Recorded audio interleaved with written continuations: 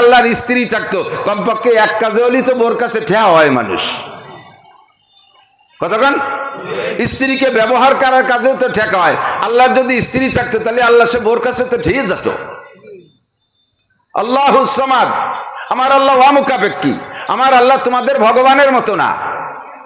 তোমাদের ভগবান বছরের শেষ পর্যন্ত যাইয়া আমরা তো দেখি হাত পাও দুর্বল হয়ে যায়, নানান জায়গা খসে যায়, 3-4 দিক দিয়ে বাঁশ বাঁধা ঠেলে রাখা লাগে। ফাঁকা জায়গা গাছতলা বসতলা বহুত ভগবানরে দেখছি কুত্তই যাইয়ে নাক মুখ ভরে স্প্রে করে দেয়, কোনোদিনও কুত্তো খেদাতে পারে না। কথা কন না কেন? ঠিক না? তা আমার আল্লাহ ওই ভগবান না যেই ভগবানের স্ত্রী তাকে ভগবতী। আমার আল্লাহ ওই ভগবান না যে বছরের শেষে দুর্বল হয়ে যায়। তোমাদের ভগবান বছরের শেষে রং উঠে যায়, বিদেশের তো মিস্ত্রি এনে রং দেওয়া লাগে। আমার আল্লাহরও রং আছে। সিবগাতাল্লাহি ওয়া মান আহসানু মিনাল্লাহি সিবগা। আমার আল্লাহর রং আছে। আমার আল্লাহর রঙের চাইতে আর জগতে কোনো ভালো রং নাই। রংটা যে কেমন তা আমরা জানি না, সেই রং উঠলো কি না তাও আমরা জানি না। কাজেই সেই উঠা রং পুরোই দিতে হবে, সেটাও আমাদের দায়িত্ব না, আমরা বুঝি না। আমার আল্লাহর রং ওরকম রং না যে বছরে বছরে উঠে যায় আর মিস্ত্রিদের রং দেওয়া লাগে। কাজেই আল্লাহকে ভগবান বলা, এটা আল্লাহকে আল্লাহ বলে স্বীকার করা হবে না। ঠিক কি ঠিক না? বাহরহাল মুরব্বী বলতেন, বাবা তোমরা যারে আল্লাহ বলো আমরা তাকেই ভগবান বলি, তবে ভগবানের চাইতে গুরুর মর্যাদা বেশি। আমি বললাম গরু কিরা? গুরু কিরা? কয় যে আমার গুরু আমার আব্বা মা, তার গুরু তার আব্বা মা, তার গুরু তার আব্বা মা, এইভাবে আব্বা মা হলো মেন গুরু। এই গুরুজনের মর্যাদা আল্লাহর চাইতে ভগবানের চাইতে বেশি। তা আমি বললাম চাচা ভগবান সৃষ্টিকর্তাকে? কয় সৃষ্টিকর্তা তো ভগবান। তাহলে সৃষ্টিকর্তার চাইতে গুরুর দাম বেশি হয় কি এরিয়া? কয় যে গুরুর মাধ্যমে আমি দুনিয়ায় আসছি, ভগবান তো আমার হাতে ধরে দিয়ে যায়নি। আমি বললাম তাহলে গুরুরে বানাইছে কিনা? কয় গুরুরে বানাইছে তার গুরু, সেই গুরুরে বানাইছে কিনা? আমি পিছনের দিকে যাওয়া শুরু করলাম। যাইতে যাইতে আমার ইচ্ছা যে আদম আলাইহিস সালাম নিয়ে ঠেয়াবো। বুড়ো তো বুড়ো পণ্ডিত শিক্ষিত মানুষ, টের পাইয়া মাছ পাতে কয় কাঁচাহান মুড়াই দিয়ে কয় আদার ব্যাপারীর আবার জাহাজের খবরের দরকার কি? মানে ধরা পড়ে যাবে ভাব, এই সময় এটি চলে যেত। জীবনেও কোনদিন কোরআন হাদিসের সামনে কোন ধর্ম নিয়ে প্রশ্ন করে ইনশাআল্লাহ উলামায়ে হক্কানিকে, ইসলামকে, মুসলমানদেরকে হারাইতে পারবে না। প্রত্যেক ধর্ম এখানে এসে হেরে যেতে বাধ্য হবে। কথা বলুন ঠিক ঠিক না? আমরা সেই রকম ওই রকম মুরব্বীদেরকে যদি বলি, আজকে যখন গেছেন তখন পড়েন, আমার চৌমনি হুজুর রহমতুল্লাহ আলাইহি বলতেন, মানুষ এদিক তাকান, মানুষের নফস কখনো ভালো চায় না। মানুষের নফস কখনো ভালো চায় না। নফসের চাহিদা এনিম্যান এভরিবডি। আমি মাওলানা নাসির হাজার হাজার মানুষকে ওয়াজ করি, আমারও নফসে খারাপ চাই। ও পীর মাশায়েখদের নফসও খারাপ চায়। কিন্তু যাদের কন্ট্রোল ক্যাপাসিটি আল্লাহ দিয়েছে তারা ওই নফসকে দমন করে ভালোর দিকে রাখে, আর যাদের কন্ট্রোল ক্যাপাসিটি কম তারা নফসের কাছে হেরে যায়। কথা বলুন ঠিক কি ঠিক না? তো চৌমনি হুজুর রহমতুল্লাহ বলেছিলেন, ভারতের ভিতরে এক বুজুর্গ ছিলেন, বহুত বড় বুজুর্গ, আমাদের চরমনায় পীর সাহেব যেমন বর্তমানে বাংলাদেশে প্রসিদ্ধ, লক্ষ লক্ষ মুরিদ মুত্তাকিন। উনারও ওই দেশে ভারতে ওইরকম লক্ষ লক্ষ মুরিদ মুত্তাকিন। তো পীর সাহেবের বয়সের শেষকালে আইসা পীর সাহেব প্রায় মাসে একবার অজ্ঞান হয়ে যায়। অজ্ঞান হয়ে গেলে মুরিদরা এরপরে ডাক্তার কবিরা যাইনে চিকিৎসা করে। ইতিমধ্যে খবর পাইলেন যে ওই পীর সাহেবের এলাকায় এক হিন্দু যুবক, বয়স বেশি না, 30-35 হবে, 40-এর আগ পর্যন্ত। এই যুবকের ওখানে একটা আজীব একটা কারামতি যুবকের থেকে প্রকাশ পায়। আসলে এটাকে মুসলমান না হলে কারামতি বলে না, মুসলমান না হইলে অমুসলমানদের এটা মেসমারিজম বা তেলিসমাত বলে। তো ওই যুবকের ওখানে একটা তেলিসমাতের প্রকাশ হয়। কি? যত বড় রুগী হোক না কেন ওই যুবকের বাড়ির বাউন্ডারির মধ্যে নিলেই সে এমনি এমনি সুস্থ হয়ে যায়। অজ্ঞান রুগী নিয়েও চিকিৎসা করা লাগে না, শুধু তার বাড়ির এরিয়ার মধ্যে ঢুকাইলে সে সুস্থ হয়ে যায়। আজীব এক অকেয়াম, এদিক খেয়াল করেন, মজা পাবেন। এখন পীর সাহেব মাঝে মাঝে অজ্ঞান হয়ে যায়, ডাক্তারদের চিকিৎসা করে। আর মুরিদদের স্বভাব আজীবন বাপ মরে মরুক তবু পীর না মরে। কতক্ষণ বাপের সামনে কল করে মোরগ ধরিয়ে নিয়ে পীর সাহেবরে খায়, বাপরে একটা চড়া ভাই ধরিও খায় না। কামাই করে বস্তা ভরে টাকা পীরির দরবারে ঢালে, বাপরে একটা লুঙ্গিও কিনে দেয় না। এরকম কিছু নেক সন্তান আছে না? নেক সন্তান নাকি এরা? আমি উল্টোটা করলাম নাকি তা আল্লাহ জানে। তো পিসাব বাইসে থাকুক এই কামনা করে, বাপ মা মরে মরুক। মুরিদরা কইতেছে হুজুর আপনি এরকম মাসে মাসে অসুস্থ হন, তো এবার আমরা কি আপনি অজ্ঞান হয়ে গেলে কি ওই ঠাকুর বাড়ি একটু নেব হুজুর, উড়াকান্দি একটু নেব? হুজুর কে আস্তাগফিরুল্লাহ, আমার যেখানে হায়াত আছে যতদিন আছে অতদিন বাঁচবো, আমার যেখানে মরণ আছে সেখানে মরবো, তাই বলে আমার সারা জীবনের সাধনা শেষ হবে একটা হিন্দু ঠাকুর বাড়ি যে আমি মরবো, এটা হতে পারে না। আমি মরলে এখানে মরি, তোরা নিস না। তো সেইভাবে রয়েছে। কয়েকবারের পরে মুরিদরা, আজকে পেশাব অজ্ঞান হয়ে গেছে, এখন মুরিদরা হুজুর তো অজ্ঞান, কোন জায়গা নিশ্চিত তা তো আর জানতেছে না, ওই বাড়ির মধ্যে নিলেই তো সুস্থ হয়ে যাবে, ফেলাই থুয়ে দৌড়ে চলে আসবো। তারপরে বুড়ো বুঝে বেড়াবে ঘটনা কি। তো সত্যি অজ্ঞান হয়ে গেলে ধরে নিয়া আতা সেং করে নিয়ে ওই যুবকের বাড়ির এরিয়ার মধ্যে নিলি হুজুর মুড়ায় উঠছে, আর মুড়ায় উঠেই সুস্থ হয়ে গেছে।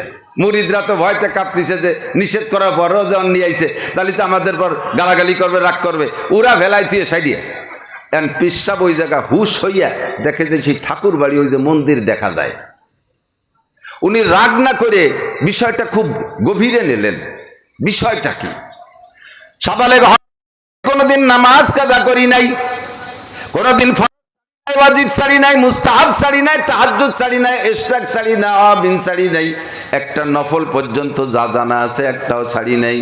প্রত্যেকদিন 5-10 পারা কোরআনে কারীম তিলাওয়াত করি, 10 পারা তিলাওয়াত করি, জিকির করি, লাখ কলমা খতম কতবার দিলাম, লক্ষ লক্ষ মানুষকে আমি হিদায়াতের ওয়াজ করলাম, শরীয়তের বিধিবিধান কিছুই ছাড়লাম না, কিন্তু এই কারামতি তো অর্জন করতে পারলাম না।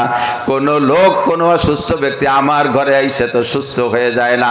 এই যুবকের এরিয়ার মধ্যে মোমেন আসুক আর কাফের আসুক, অ্যানিম্যান এভরিবডি যেই আসে সে সুস্থ হয়ে যায়। খবরটা আমার কানে অনেক আগের থেকে গিয়েছে, আর আজকে তার বাস্তব প্রমাণ আমার নিজের মাধ্যমে। কাজে যুবকটার হালাত আমাকে জানতে হবে, কি কারামতি তার ভিতরে, কি যোগ্যতায় এইটা সে অর্জন করেছে। পিসাব গুড়ি পায় হাঁটতে হাঁটতে ওই যুবকের মন্দিরের ভিতরে মন্দিরে যা ঢুকছে। ঠাকুরও আগের থেকে হুজুরকে নামে চিনতেন, মাঝে মাঝে দেখেও চিনতেন। এবার আজকে পিসাব যখন ঠাকুরের মন্দিরের মধ্যে ঢুকছে, ঠাকুর চোখ উঁচু করে দেখে হুজুরকে দেখে ভয়তে আতঙ্কিত। উনার প্রভাব ঠাকুরের চাইতে বেশি হুজুরের প্রভাব।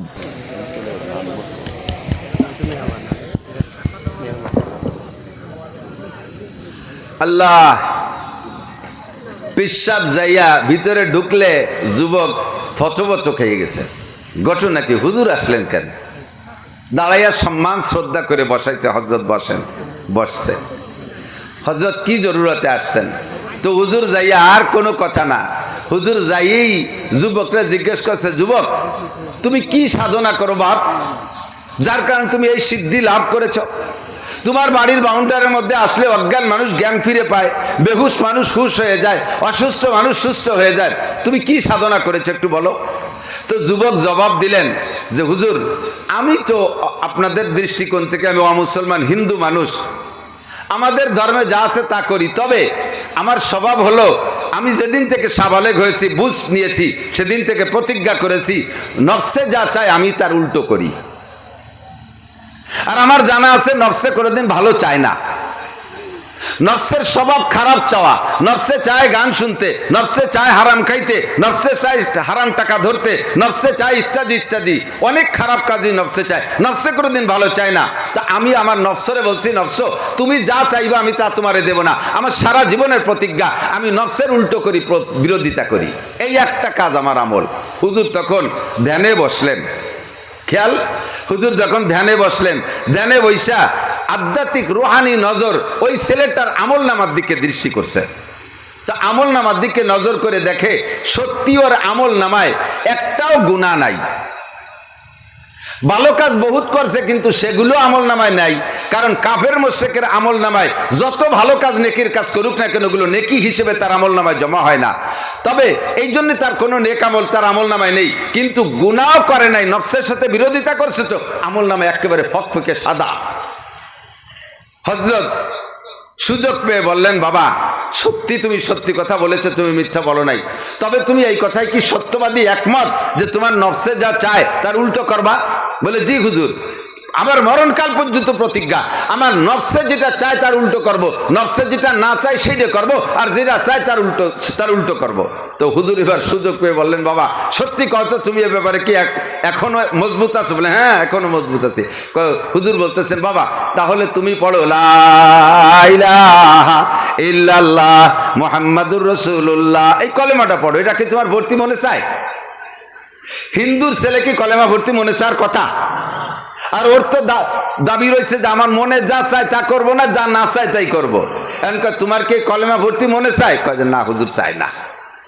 তাহলে তোমার সেই সিদ্ধান্ত কি যে আমি মনে যা না চাই তাই করব? তাহলে কলেমা ভর্তি মনে চায় না, তাহলে এই কলেমা তোমার ভর্তি হবে?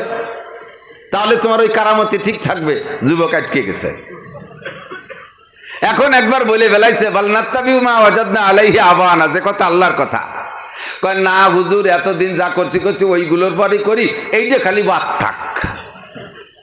হুজুর বললেন, বাবা তুমি যদি এই কথায় একমত হও সত্যবাদে, তোমার এই কারামতি আরো মজবুত হবে, এটা আরো ভালো হবে। তুমি যদি তোমার এই কথার পর ঠিক থাকো, মনে যা না চাই তাই করো, আর যেটা চাই সেটা করো না, তাহলে কলেমা পড়তে মনে চাচ্ছে না, পড়ে ফেলো।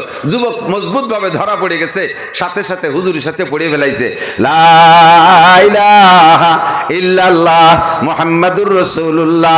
কলেমা পড়ে ইসলাম গ্রহণ করেছে। পরবর্তীতে ওই যুবকরে হুজুরের প্রধান খলিফা নিযুক্ত করা হয়েছে। বলতে যে একটু গল্প এসে গেল, বললাম আল্লাহু আকবার মনের সিদ্ধান্ত থাকতে হবে, ওয়াজ শোনার শেষ পর্যন্ত নিয়ত থাকতে হবে। আমাকে যদি কোরআন হাদিস থেকে, কোরআন হাদিসের দ্বারা সত্য কথা যদি বুঝাইয়া দেওয়া হয়, হক আর বাতিল যদি চিনাই দেওয়া হয়, আমি বাতিলকে ছেড়ে দেব, হকটাকে ধরার জন্য প্রস্তুত থাকবো। কথা বলেন ঠিক কি ঠিক না? আল্লাহ পাক কোরআনে কারীম আমাদের জন্য হেদায়েতের জন্য, রাহবারি করার জন্য নাজিল করেছেন। একটি আয়াতের উপর কি আপনার সন্দেহ আছে? কথা কন না কেন? পূর্ণ কোরআনের পর সন্দেহ? 30 পারার কোন পারার পর সন্দেহ? 114 সূরার কোন সূরার পর সন্দেহ আছে? 6666 আয়াতের একটা আয়াতকেও যদি আপনি অস্বীকার করেন, বিশ্বনবী বলেন মা আমানা বিল কুরআনে মান ইস্তাহাল্লা মাহারিমাহু, কোরআনের একটা হারামকে যদি কেউ হালাল মনে করে, কোরআনের ভিতরে ধরে নেন 1 লক্ষ হালালের কথা আসছে, 99,999টা হালালকে আপনি বিশ্বাস করেন এবং হালাল বলে অর্জন করেন, একটা হালালকে আপনি মানতে পারেন না, অস্বীকার করেন, একটা হালালকে মাত্র আপনি অস্বীকার করেন।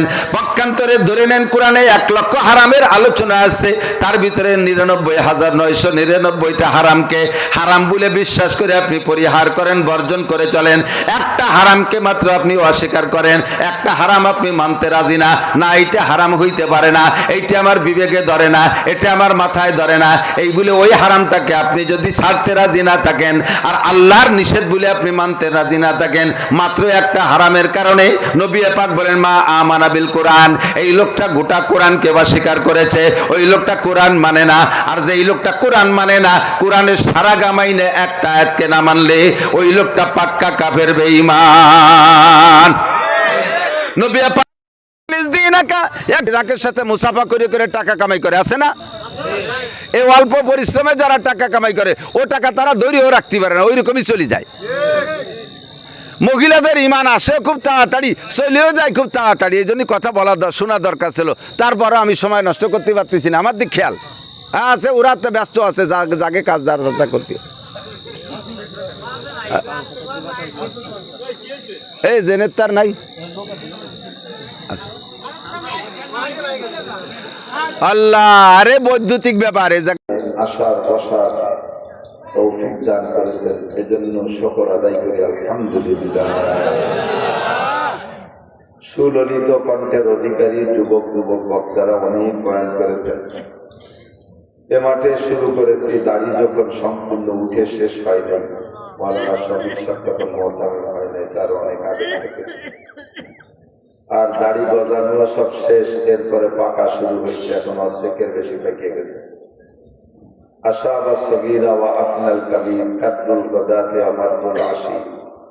ছেলে ছিলাম, বড় হলাম, তারপরে ধীরে ধীরে বুড়ো হয়ে গেলাম, একদিন থাকবো না। কাব্বারানি মওতুল কুবারা, বুড়োরা মরি আমাদেরকে বুড়ো বানাইছে। বুড়োরা যদি থাকতো তাহলে চেয়ার তো দূরের কথা, নিচে মাটি ভাবে কথা।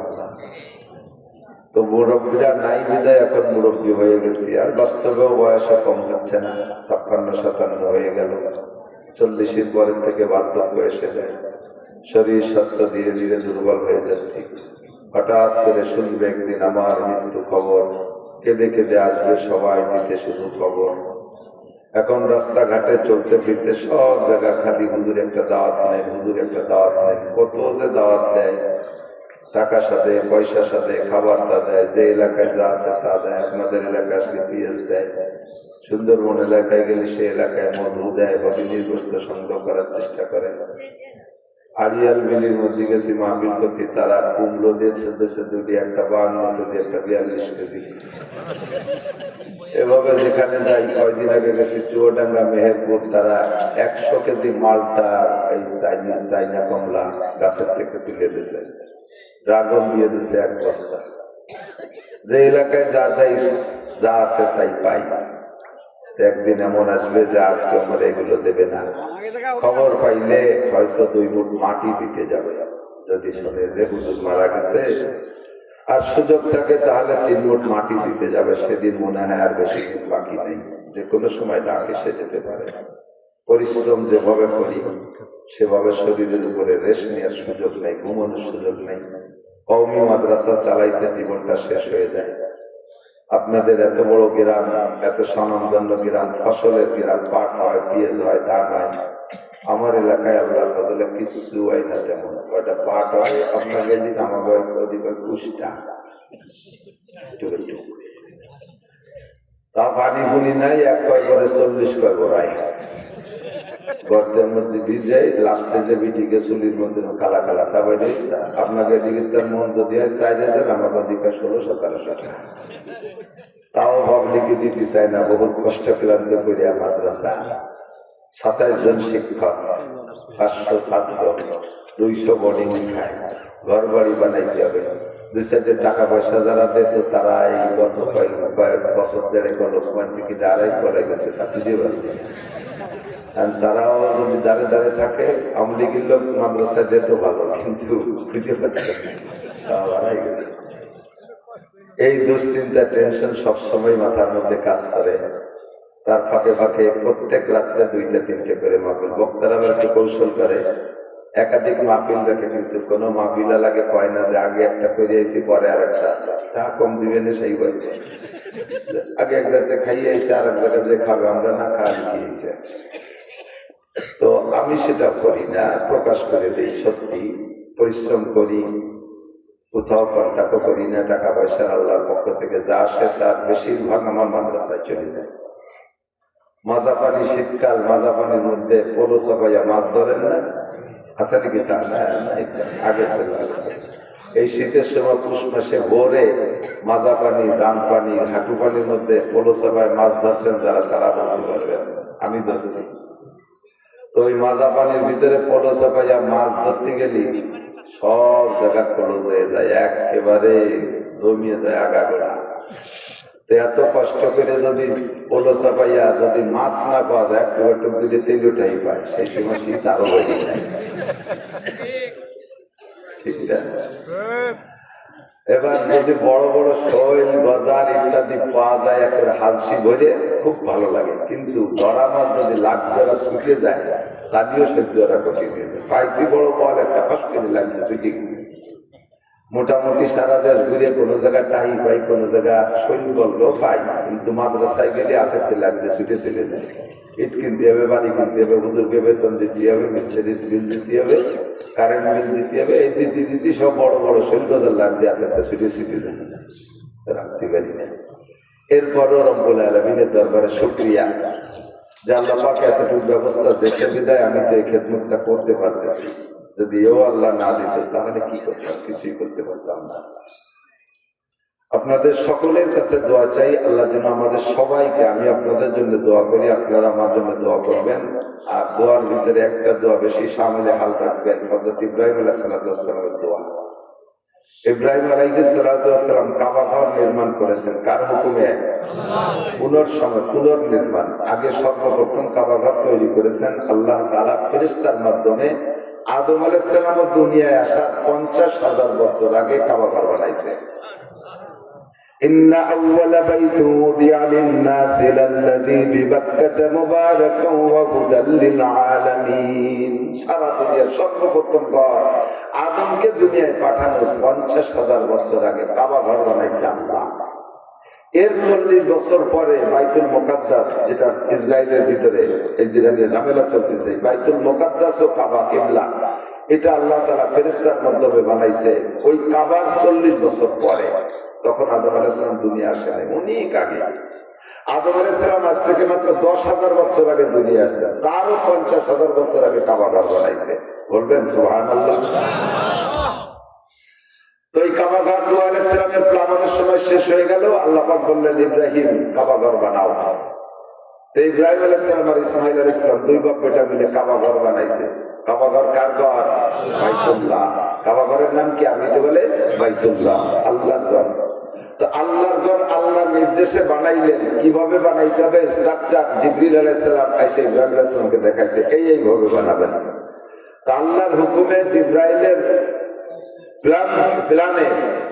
প্ল্যানের ইঞ্জিনিয়ার জিবরিল আলাইহিস সালাম বানাই দিচ্ছেন সেইভাবে, আর ইব্রাহিম আলাইহিস সালাম ইসমাঈল আলাইহিস সালাম বানাইলেন কাবা ঘর। এবার বানানো পর্যন্ত শেষ। এবার বানানোটা কবুল হয় না হয় তা নিয়ে তো ইব্রাহিম আলাইহিস সালামের চিন্তা করার দরকার নাই, কিন্তু কাবা ঘর বানাই অনেক হয়। ওয়া ইয ইয়ারফাউ ইব্রাহিমুল কাওয়াইদা মিনাল বাইতি ওয়া ইসমাঈল। কাবা ঘর যখন ইব্রাহিম আর ইসমাঈল দুই বাপ দুটা নির্মাণ করেছেন, তৈরি করে ফেলেছেন, এরপরে আল্লাহ পাকের কাছে হাত তুললেন, রব্বানা তাকাব্বাল মিন্না ইন্নাকা আনতাস সামিউল আলিম ওয়া তুব আলাইনা ইন্নাকা আনতাত তাওয়াবুর রহিম। রব্বুল আলামিন, আমার পরিশ্রম আমি করেছি, এই পরিশ্রমের মধ্যে যদি কোনো ত্রুটি থাকে তাহলে তুমি ক্ষমা করে দাও। আর এত পরিশ্রমের পরে যদি তুমি কবুল না করো তাহলে আমার পরিশ্রমের কোনো ফল হবে না, কোনো সার্থকতা নাই। কাজেই তাকাব্বাল মিন্না ইন্নাকা আনতাস সামিউল আলিম। তুমি শুননেওয়ালা, তুমি জাননেওয়ালা, তুমি দেখতেছো আমি কিভাবে বানাইলাম, মেহেরবানি করে আমার এই পরিশ্রমটা তুমি কবুল করে নাও। জোরে কর না আমিন। এই জন্য দোয়ার ভিতরে মাঝে মাঝে পড়বেন, শুধু শেষে আর শুরুতে না, মাঝে মাঝে পড়বেন, কিছু কিছু বলে বলে বলবেন, রব্বানা তাকাব্বাল মিন্না ইন্নাকা আনতাস সামিউল আলিম ওয়া তুব আলাইনা ইন্নাকা আনতাত তাওয়াবুর রহিম। ইব্রাহিম আলাইহিস সালাম দোয়া করছেন, সেই দোয়া আমিও করলে ইব্রাহিমের দোয়া আল্লাহ কবুল করছে, আমার দোয়া আল্লাহ কবুল করতে পারে। সবাই বলেন আমিন। ছোট্ট সংক্ষেপে বলছি 38 মিনিট, চেষ্টা করবো এর মধ্যে শেষ করার। আরে পাগলামি করলে হবে না, সারা রাত কাজ করলাম, এর মধ্যে অর্ধেক মানুষের ফজরের নামাজ নষ্ট হয়ে যাবে, সেটা ঠিক হবে নাকি না? আমার ভাষা সামরা তখন বাড়ির চালায়। আল্লাহ আপনারে ধরবে আগে, তোকে ফজরের নামাজ পড়। আপনারা বলবেন আল্লাহ আইসি সেই সন্ধ্যের সময় নাসিরুদ্দিন ছুটি, উনি ঠেলতে ঠেলতে রাত 12টাতে 1টা 2টা বাজার যায়, পরে বাড়িতে খেয়ে দিয়ে ছুটি ছুটি হয়ে গেছে, তিনটে শুইছি আর উঠতে পারি নেই, এইভাবে ফজর ছুটিয়ে গেছে। ধরবে আমার দায়িত্বরা, তোর এই রাত জুয়াজ করতে পারতাম গেছে কিনা, তোর এই আকাম করতে গেছে কিনা। আমি বলতে আল্লাহ আমি তো আইসি সময় নেই, এই ঝামেলাটা বাজাইছে রাজাপুরীর ছবি, ছবিটা ধরবে যাই তোর এই কন্ট্রাক্ট গেছে কিনা। আল্লাহ আমি তো কোন সময় মিলেছিলাম, বকটা এভাবে বেশি হয়ে গেছে, তা কি এরকম আপনাকে বাঁচানোর জন্য ওয়াজ দিয়ে যদি লাস্টে হুজুররা ধরা পড়ে যায়, এই কুয়োরা ওই জায়গা ছাড়া যাবে, ছোটা যাবে না, শোনা তো কুয়োরা আল্লাহ খালি, এই কুয়োরা ওই জায়গাতে বাঁচা যাবে না। কাজেই নিজের মূল জিনিসটা ঠিক রাখতে হবে, যাই হোক না কেন। খেয়াল করি আল্লাহ পাক রব্বুল আলামিন আমাদের আপনাদের বড় মায়ার সাথে একটা ডাক দিচ্ছেন। আয়াতটা হলো মাদানী আয়াত। আমি যে আয়াতটা বলছি মাদানী আয়াত, মাদানী আয়াত বোঝেন? নবী আলাইহিস সালাম হিজরতের পরে মদিনায় যাওয়ার পরে যে আয়াতগুলো নাযিল হয়েছে, এই আয়াত মক্কায় বসেও যদি হুজুর মদিনায় চলে, মক্কায় আসছে না, মক্কায় আসলে আয়াত নাযিল হয়েছে, কিন্তু তারপর আয়াতটার নাম মাদানী আয়াত। দুই ভাগ করছে, হিজরতের আগের আয়াতের নাম মক্কি আয়াত, আর হিজরতের পরের আয়াতগুলোর নাম মাদানী আয়াত। মক্কি আয়াতের শুরুতে, মক্কি আয়াতের ভিতরে একটু চেনার জন্য বলছি, যে সব জায়গায় আল্লাহ তাআলা মানুষকে ডাক দিয়ে কথা বলছেন, মানুষকে ডাক দিচ্ছেন যে হে মানব জাতি, সে জায়গা আল্লাহ তাআলা মক্কি আয়াতের ভিতরে ইয়া আইয়ুহান নাস শব্দ বলছেন। ইয়া আইয়ুহান নাস ইত্তাকু রাব্বাকুমুল্লাযী খালাকাকুম মিন নাফসিন ওয়াহিদা। এরকম ইয়া আইয়ুহান নাস দিয়ে কথা দেখবে, সব বুঝে বুঝবেন যে এটা হিজরতের আগের আয়াত। হে মানব জাতি, মুসলমান মুসলমান, হিন্দু কাফের মুশরিক যত আছে সব মানব জাতি, তাদেরকে সম্বোধন করে আল্লাহ তাআলা ডাক দিয়ে কথা বলছেন। মদিনায় হিজরতের পরে যে ডাক দিয়েছেন সেই ডাকের ভিতরে আল্লাহ ভাষা পাল্টাই দিয়ে বলে, ইয়া আইয়ুহাল্লাযীনা আমানু, হে আমার অন্ধ জগতের অটল বিশ্বাসী পাগলরা, তোমরা অন্ধ জগতে আছো ভাই, অন্ধকারের ভিতরে, গভীর অন্ধকারের মধ্যে। আপনার ঘরে আপনি আছেন, দরজা জানলা সব বন্ধ, ঘরের ভিতরে কোনো লাইট নাই, আকাশও আমাবস্যার রায়, তাহলে ঘরটা কেমন অন্ধকার হয়? আপনার নিজের ঘরের ভিতরে কোথায় কি রাখছেন তা কি চোখে দেখেন? হাতে টোকা দিয়ে গেলেও সব কিন্তু ঠিক মতো পাওয়া যাবে না। আটা দিচ্ছেন একদিক, চলে যাবেন দেখবেন আর একদিক। এটা অন্ধ জগৎ, ওর মধ্যে কিছু দেখা যায় না। দুনিয়ার নাম অন্ধ জগৎ।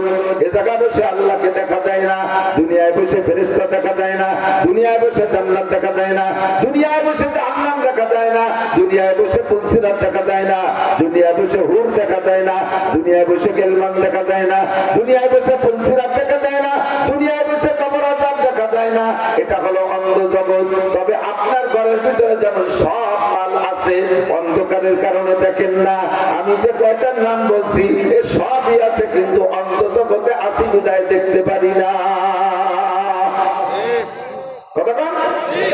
তবে যেগুলোর নাম বলেছি আপনাদের কি বিশ্বাস হয় এগুলো আছে? আল্লাহ আছে, ফেরেশতা আছে, আল্লাহু আকবার, হাশরের মাঠ হবে, জান্নাত আছে, জাহান্নাম আছে, ফুলসিরাত আছে, মিজান আছে, হিসাব হবে, কিয়ামত হবে, কবর আযাব আছে। শতভাগ বিশ্বাস হয়?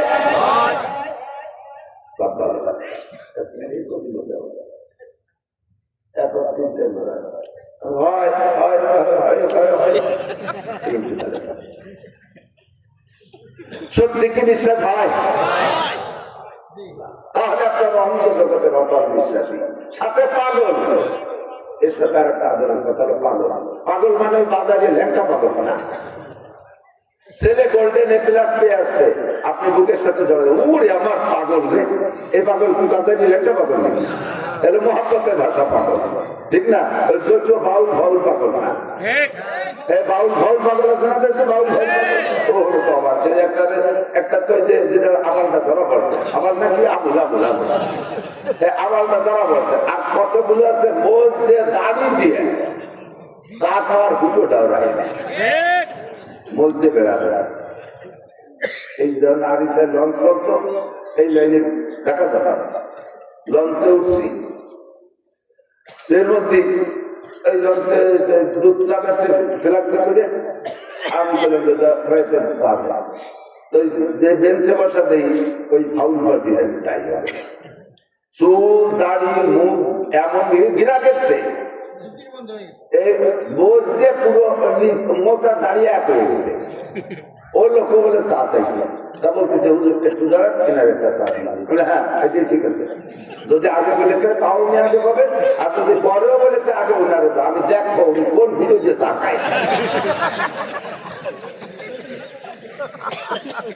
পরে দেখলাম যে মোষের নেয়া বিষয় তলে কাপ দিয়ে ফিরে ছাড়িয়ে দিয়েছে।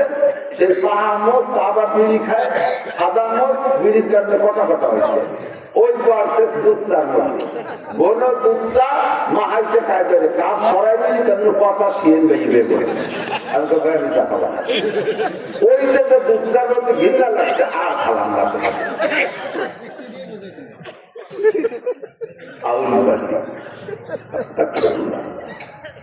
قال النبي صلى الله عليه وسلم قص الشارب ما كلها মোস্তে ছোট করো দাড়িয়ে বড় করো।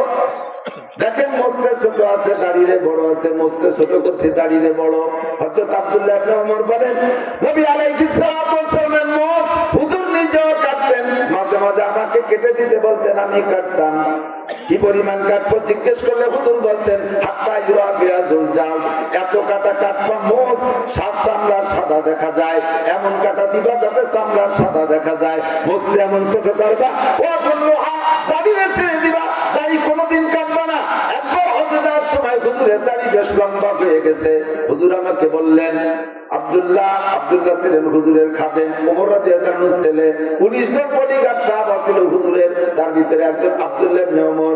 আব্দুল্লাহকে বললেন, আব্দুল্লাহ, এক মুঠ করে আমি ধরছি, আমি এক মুঠ ধরার পরে নিচে যেটুকু আছে এইটুকু কেটে দাও। বেশি লম্বা হওয়ার কারণে অনেক সময় ময়লা হয়ে যায়, এই জন্য যত্ন করতে অসুবিধা হয়, তাই বালতিটুকু কেটে দাও। বাউল পাল্টি ফাউল পাল্টি এরা মসজিদে দাঁড়িয়ে মুখ একেবারে গিরে ফেলায়। সেম কোয়ালিটি আবার ঠাকুর, আর এই ঠাকুর না,